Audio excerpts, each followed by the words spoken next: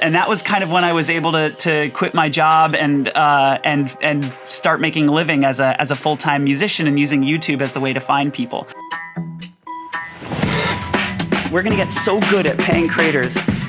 Within 10 years, kids graduating high school and college are gonna think of being a creator as just being an option. I could be a doctor, I could be a lawyer, I could be a podcaster, I could have a webcomic. Like, it's just gonna be something you can do.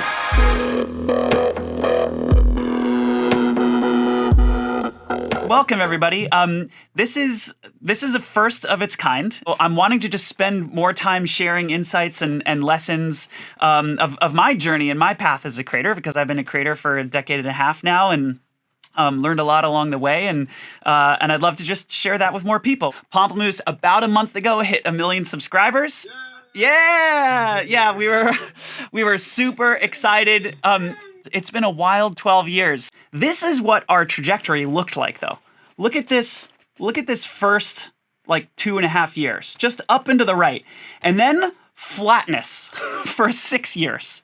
We just curved off and just stayed still for 6 years. But I want to talk about this fucking 6 years and what that feels like, and the lessons along the way, because that's a real thing, and I think actually that's most of it.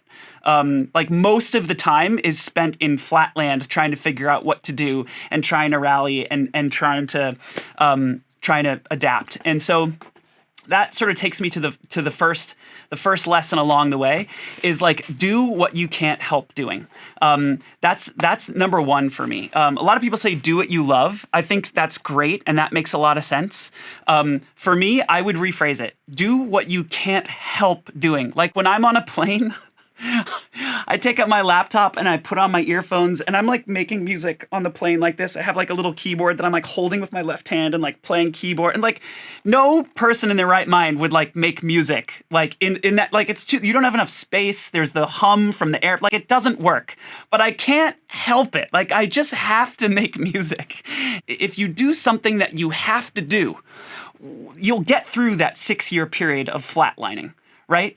There's no other way to get through that, right? If you're half-assing something, if you're doing something that's kind of okay, but your heart's not really in it, you'll fucking quit. You'll give up, right? You gotta do, the only way to get through that period is if you're fully devoted and you just keep taking swings. That's the way I think of it, is every time I'm on an airplane making music, or there's some other thing happening, or I'm crammed up in my studio, whatever, every time I'm taking a swing, it's another swing. And after every swing, I learn a little bit more, and I learn a little bit more, and then I put out the next video, and then I put out the next video.